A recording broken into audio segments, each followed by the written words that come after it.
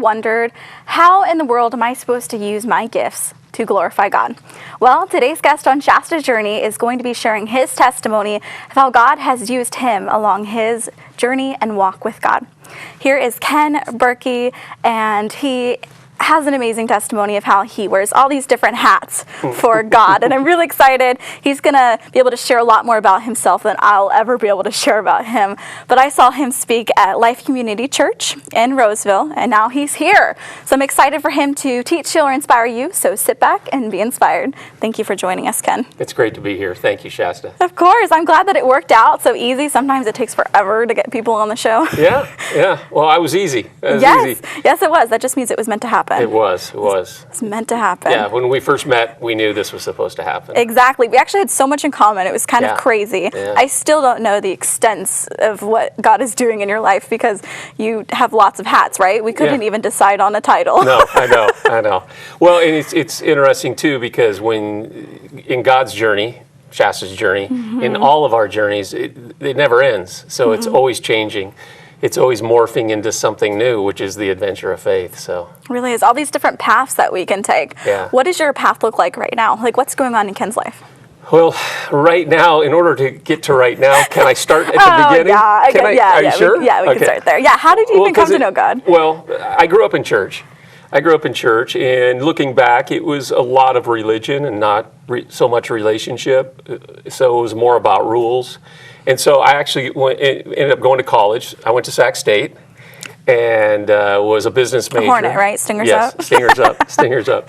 When I went to Sac State, there wasn't a lot of reasons for the Stingers to be up as far as the sports weren't the strongest at the time. But, I haven't even been to a game yet. You haven't? No, maybe I should. I think I'm slacking. Yeah. So I had a faith, but I had a crisis of faith in college. I was a business major. My dad was an engineer. I grew up in church, but I kind of walked away from church. And I was struggling because at Sac State, there's people from all different religions, amazing people. I was meeting amazing friends. And then I thought, well, I might be a little biased or maybe even a little too proud to think my way, being a Christian, is the only way. Absolutely. So I took a world religions class. I took one last semester. Oh, you did? Well, I don't know about you, but it confused me even more. It's like, now I don't even know what to believe. And this was what was interesting, Shasta. Things were going really well in my life. As far as I was working, I was going to school, things were great, I had money, and I was miserable. There was something missing. And I look back now, and there was that weight of this hole in our hearts that we all have that only God can fill. And I had filled it with a lot of activity, a lot of neat things, and even with hoping I was good enough. So I read a book called The Ragamuffin Gospel by Brennan Manning, and it just talks about his journey of discovering grace, discovering a personal relationship with God.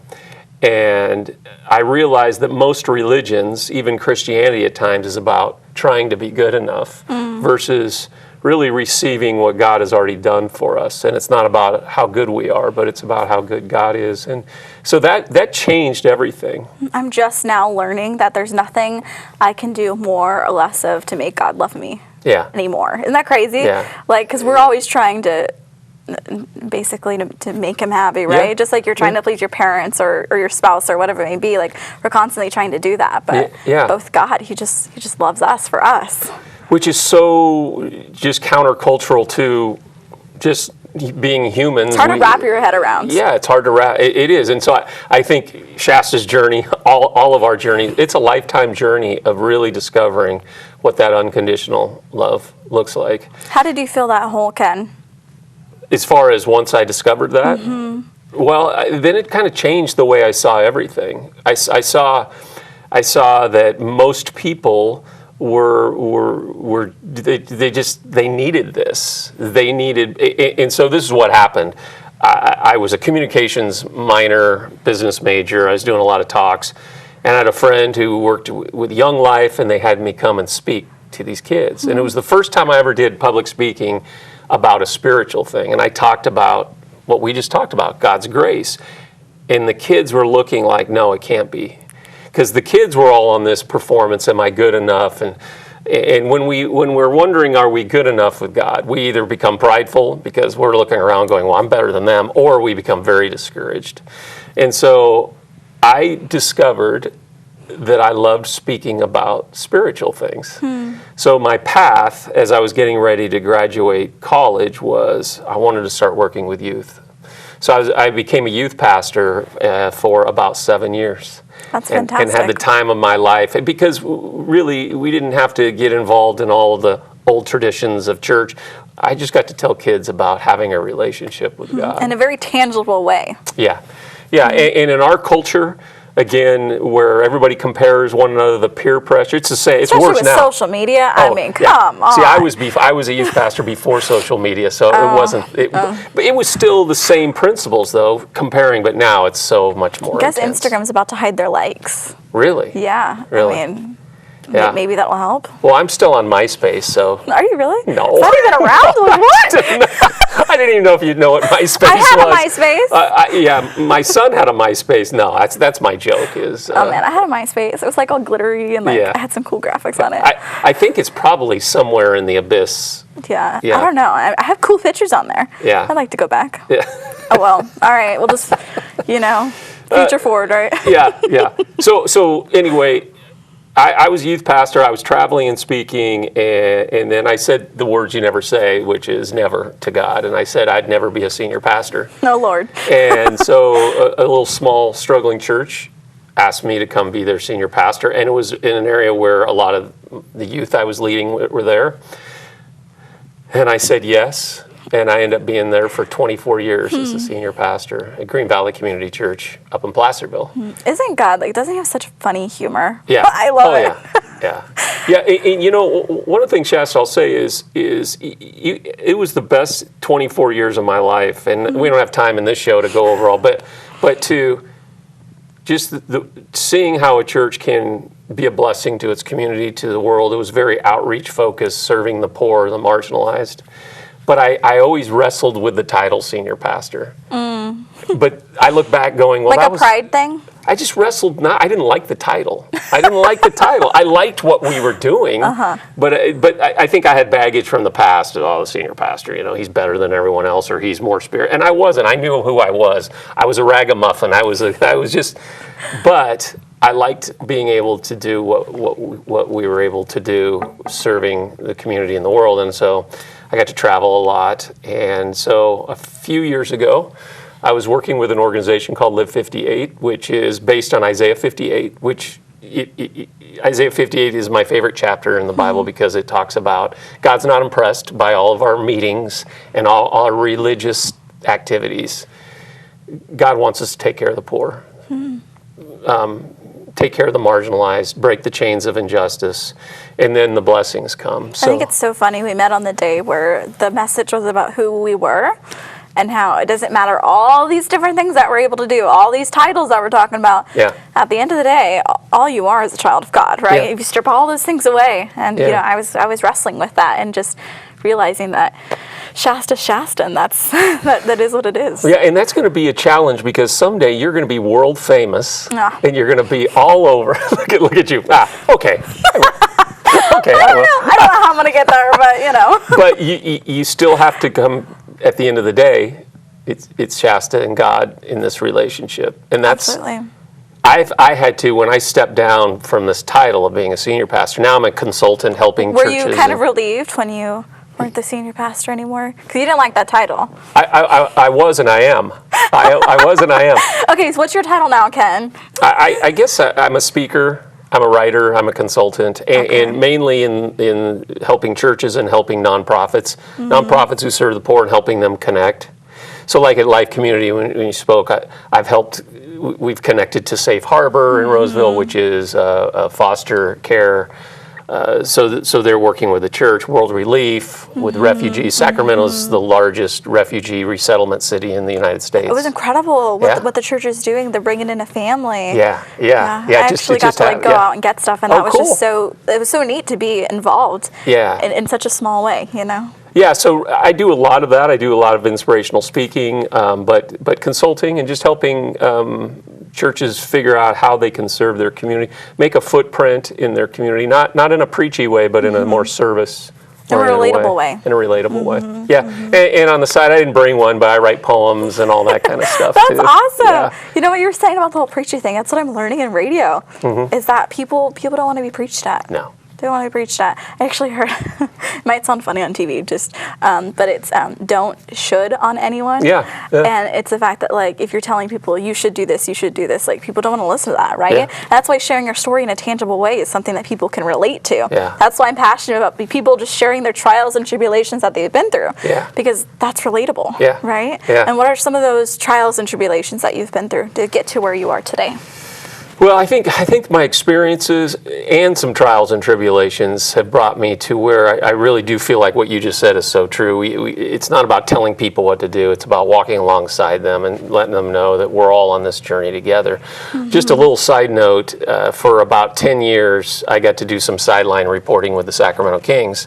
It was a hobby. I was still a senior pastor. So fun. But at the time of my life, I met some incredible people, behind the scenes, camera people, reporters. Sports is a whole nother world. Yeah, it was a whole other world. But at the same time, what you just said, we're all the same. So I didn't like telling people when I was reporting that I'm a senior pastor, because then people would prejudge me. I just wanted to be known as Ken. I'm Ken. Yeah. But everybody's wrestling with the same stuff. Exactly. How do I raise my kids? How do I have healthy relationships? And I really learned that we need to remember this in the church world. We can get so theologically focused that normal people are drawn to Jesus. Broken people are just trying to figure out life. And people are a lot smarter than we give credit for, right? They are. Yeah, and somebody told me, don't be so heavenly minded that you're no earthly good. Yeah. It's so true, though, because some people don't want to, like, for instance, if they hear that you're a senior pastor, some people will shut you out, right? Yeah. Eventually I'll tell them, but initially I just want them to know I'm just a normal guy. Jesus was sitting with sinners. Yep. Right? Yep. We're all sinners. Yeah. He's sitting right here. Yeah. Could you paint the picture of, like, sorry to interrupt, but would you paint the picture of how Jesus would have loved everybody? Because I think that's something really important that we see in the Word of God. Yeah, I think the Pharisees and the religious leaders back in those days, and things haven't changed, but they were so focused on outward-focused rules. And Jesus saw beyond the broken rules, and he saw the heart, and he saw the brokenness of people. And so he went beyond the behavior, and he met people. Because a lot of times when people are behaving badly, or if I'm behaving badly, there's something broken deeper than rather than just don't do that. And so I think Jesus came when he said, I've come to heal broken hearts, set captives free. I think that's why people who knew, they didn't have to be told they were wrong or they were doing bad things. They knew it. It was more about, how do I change? And there was something that was attractive. Jesus was attractive to them. I was just looking at that story of the woman touching Jesus' garment, and it just said the crowds were all pressed around him. They were running away from the religious people, but they were pressed. There was something about Jesus. Something different. Something different. It's the classic, the woman caught in adultery, and he just says, hey, whoever has not sinned, you throw the first stone. And all the stones had to drop because everybody knew we've all sinned. And it wasn't that he was condoning that. He was just saying, hey, go sin no more. You're forgiven, and I got great plans for you. And I think people discount themselves, that there's even a possibility that they can have a relationship with God because they've either done too many things wrong or they don't know enough and all those. But Jesus just says, come, follow me. I'll take you as I am. Yeah. Thank God for that. Such a beautiful thing to be set apart in that way. What are some things that you are still working on? So obviously you've made a lot of progress in your journey and walk with God, but we are all still struggling with something, right? So what are some things that you are still working on right now? Do we have about 4 hours? That's how I feel. Therapist Shasta. Thank you. Are you going to charge me for this? Maybe. It's a great question. I think I struggle. I still struggle with, I've seen some pretty tough things in this world with poverty.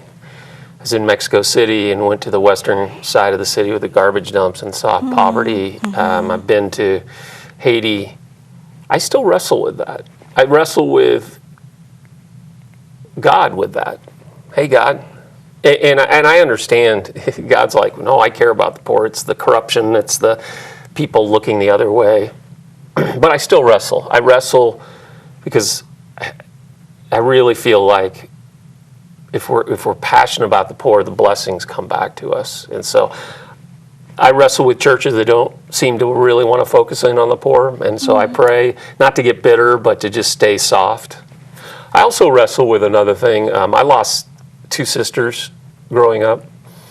I have 2 older sisters. I have a younger brother, and they both died way too young and no fault of their own. And so from time to time I wrestle with loss and God, why? And I won't have the answer of why this side of heaven. And maybe when I get to heaven it won't matter. But so I wrestle with those things. I wrestle with those are things that I wrestle with. And the reason why I ask this is because so many people see these speakers, up on those stages at churches and at these events, and wow, that person has it all together. Yeah. But you see this man who's very courageous and very strong in his walk with God, but he still is dealing with stuff. Yeah. And like even me, as a faith talk show host, I still deal with so many things.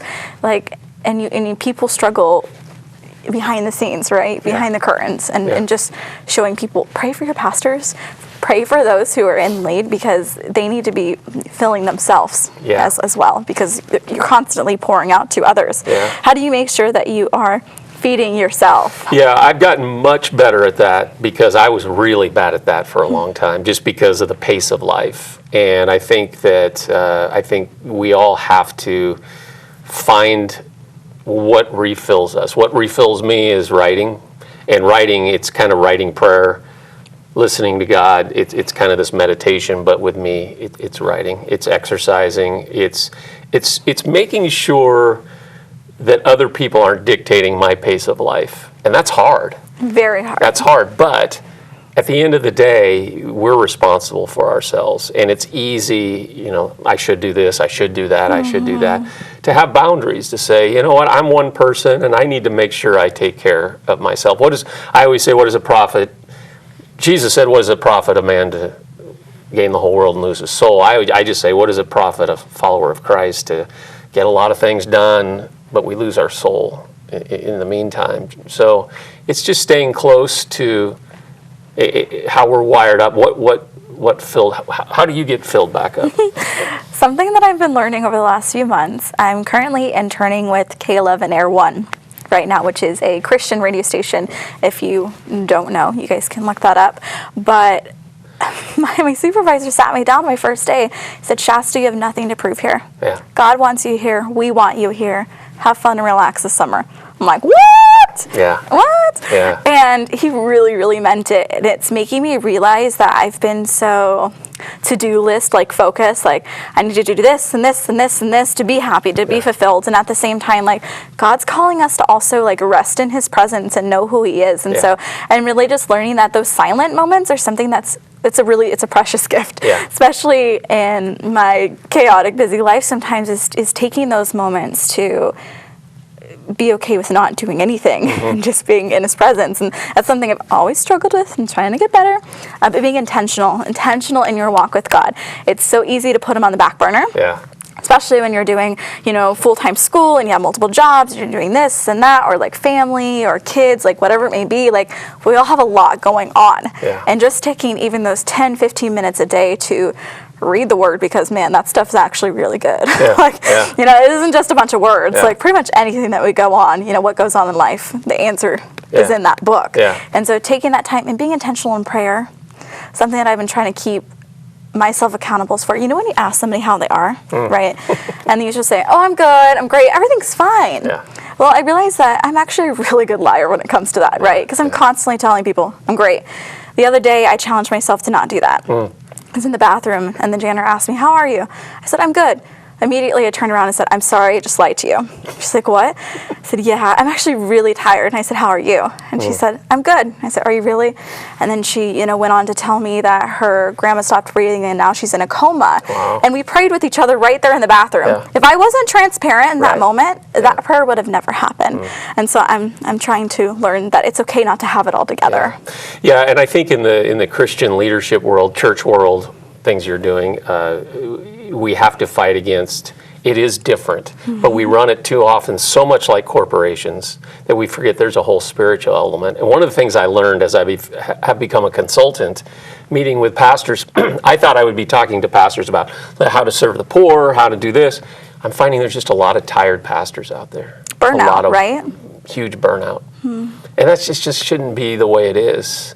So we got to find a different way. And so I'm learning a different way. I'm learning, and so hopefully I can help others with that. So I'm hoping that if people see this, they know that whatever position that God has put him in, they don't have to be perfect. yeah, I mean, even if you are up on that stage and you're the one speaking to crowds of people, like, don't feel like you have to be the one that is the most perfect, like, in their relationship with God, because we all have stuff to work on. Yeah. And I think, like, once we all, like, recognize that and we're okay to admit that, like, life becomes a lot easier. Like, there's not that pressure. Just like you were saying, like, there's nothing that we could do more Right. to make God love us more. And it's all about, Yeah.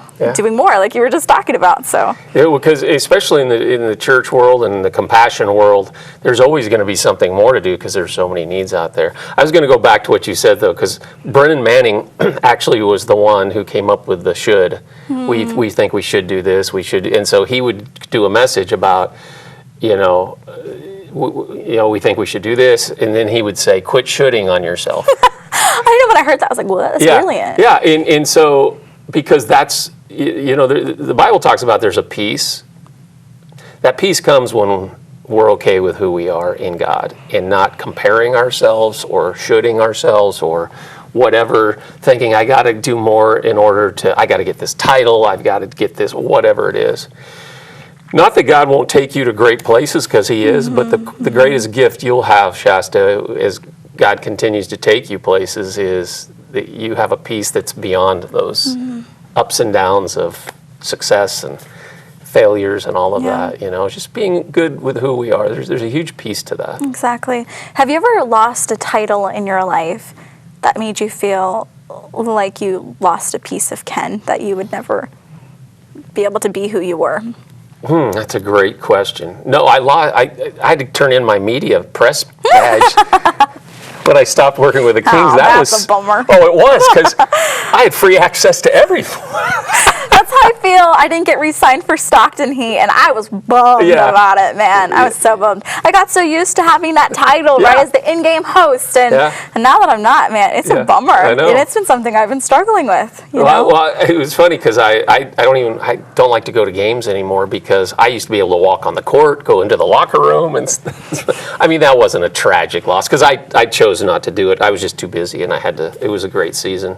I don't know if I've ever lost a title. I think the transition from senior pastor to where I'm at now, as much as I know it's what I was supposed to do, and I don't want to go back, it's just weird because I don't even really know what my title is now. So it's hard to explain when people go, what do you and then they think I'm lying because I'm like hemming and hawing, like, well, and they're like, well, dude, you don't even know what you do. I go, well, it takes a while. So it's been an adjustment. It's been a good adjustment, but it's been a little foggy sometimes. Maybe a life coach. I mean, just stick everything underneath that. Yeah. Have you ever thought about writing a book, maybe? You said you do write, so maybe that could be another thing. Yeah, I have a couple books I'm almost done with. One's a fiction. Nice. But I have written one book, and I didn't bring it with me. That's a bummer. But it was really the story of Green Valley and just all the heroic volunteers. It's about the volunteers of Green Valley that over the years did heroic things.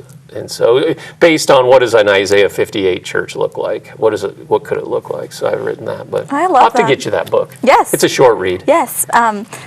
Give me like a signed copy. Okay. Oh yeah. Yeah. It'll be worth less, but I'll sign the copy.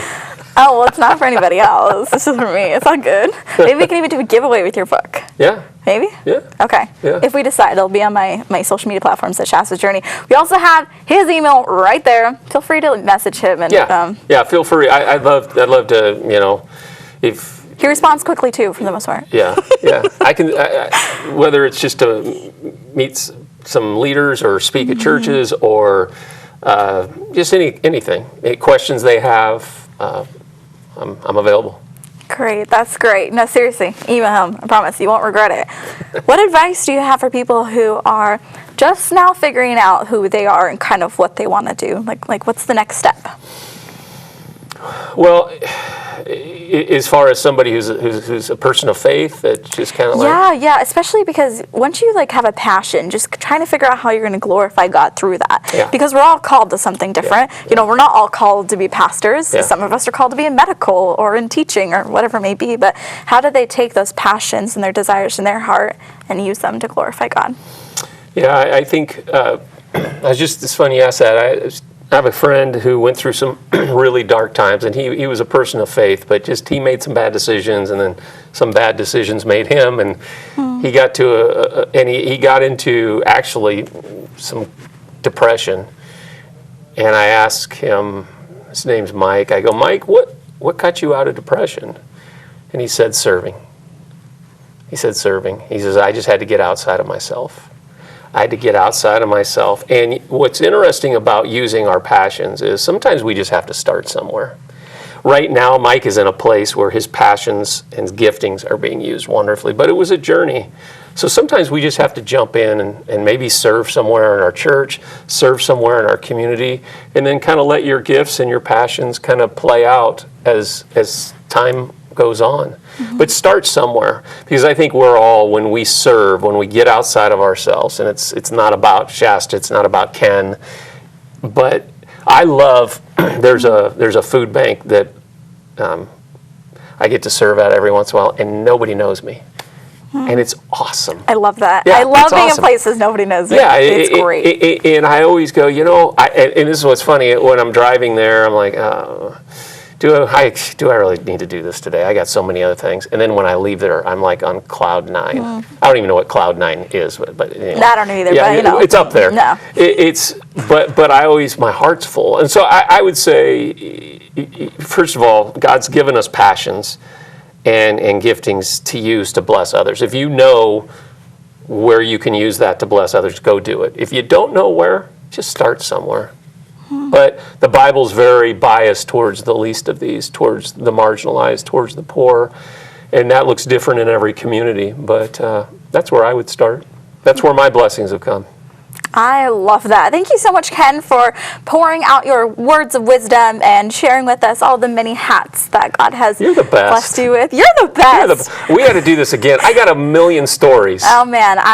They won't be ready. as boring as this show. I don't think it was boring, guys. No. I don't think it was. I hope you were I hope you were taught, healed, or inspired. Maybe you'll see me on stage speaking with Ken sometime. You never know. Or maybe I'll release we're going to do this on stage. All right, yeah, definitely. All right, deal. Go to shastasjourney.com. Share your story with us. Check out Shastas Journey, all the major platforms to see what God's doing in my life. And I want to thank you guys for being a part of this journey. Have a blessed day.